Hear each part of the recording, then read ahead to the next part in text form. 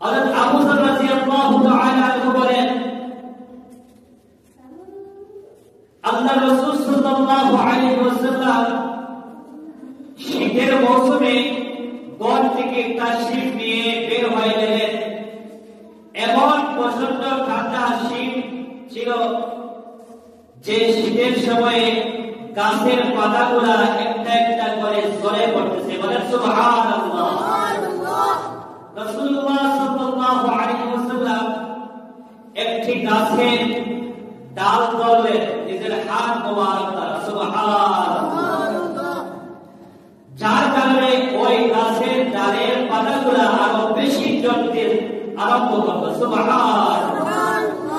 রাসূলুল্লাহ সাল্লাল্লাহু আলাইহি ওয়াসাল্লাম আবু যর রাদিয়াল্লাহু তাআলা আনহুকে বললেন, এ আবু যর, যখন কোন মুসলমান ইমানদার পুরুষ মহিলা নামাজ পড়ার জন্য ওযু করবে এবং উত্তমভাবে সময় মতো গুরুত্ব সহকারে নামাজ আদায় করবে, ওই গাছের পাতা যেভাবে ছড়িয়ে পড়িয়াছে একটিও পাতা অবশিষ্ট নাই, এমন অনেক গাছ থাকে শীতের মৌসুমে।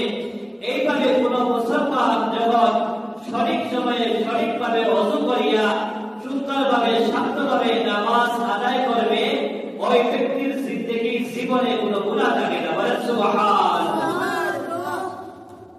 কত সুন্দর হাদিস শরীফের মধ্যে রাসূল সাল্লাল্লাহু আলাইহি ওয়াসাল্লাম উদাহরণ দিয়ে বুঝাইছেন, গাছের পাতা যেভাবে ঝরে যায় ঠিক তেমনি ভাবে একজন নামাজি বান্দা যখন উত্তমভাবে ওযু করবে, সুন্দরভাবে নামাজ আদায় করবে, ওই ব্যক্তির জিন্দেগীর গুনাহ মাফ হয়ে যায়। সুবহানাল্লাহ। এজন্য মুসলমান যখন শীতের সময় যে কোনো সময়ে উত্তমভাবে ওযু করে নামাজে দাঁড়ায়, নামাজ আদায় করে, ওই ব্যক্তির জিন্দেগীর গুনাহ আল্লাহ রাব্বুল আলামিন মাফ করে দেন। নবী সাল্লাল্লাহু আলাইহি ওয়াসাল্লাম দলিল হিসেবে কোরআনে কারীমে সূরা হুদের 114 নম্বর আয়াত তিলাওয়াত করেন, আকিমিস সালাত আকিমিস সালাত তরফাই নাহারি ওয়া যুলফান মিনাল লাইল ইন্নাল হাসানাতি ইউযহিবুনাস সাইয়্যাত যালিকা যিকরা লিয-যাকিরিন।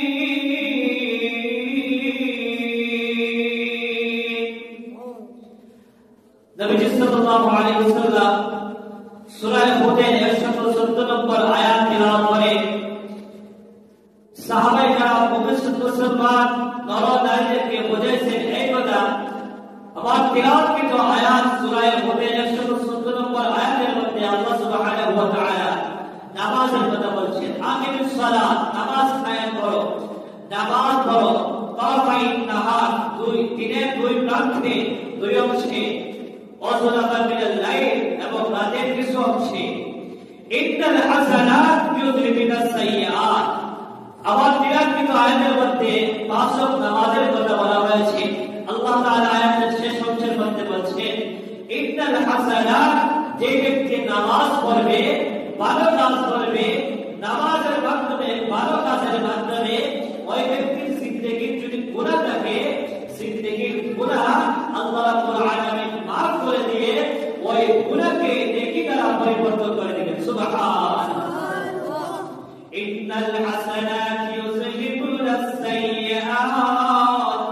আবার আল্লাহ বলেন, যদি আল্লাহর প্রিয় বান্দা নামাজ পড়ে, সুন্দরভাবে সঠিকভাবে নামাজ পড়ে, আল্লাহ তাআলাকে স্মরণ করে, আল্লাহ তাআলার জিকির করে, যে কোনো ভালো কাজ করতে পারে, ওই ভালো কাজ এবং নামাজের মাধ্যমে আল্লাহর বান্দার জিন্দেগীতে যদি কোনো গুনাহ লাগিয়ে থাকে, আল্লাহ রাব্বুল আলামিন নেক আমলের বরকতে, আল্লাহ তাআলার জিকির আজকারের বরকতে, নামাজের বরকতে ওই বান্দার বান্দির জিন্দেগীর গুনাহ মাফ করে দিবেন। সুবহানাল্লাহ।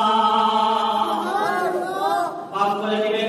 শুধু তাই না, ওই বান্দার বান্দির গুনাহকে আল্লাহ রাব্বুল আলামিন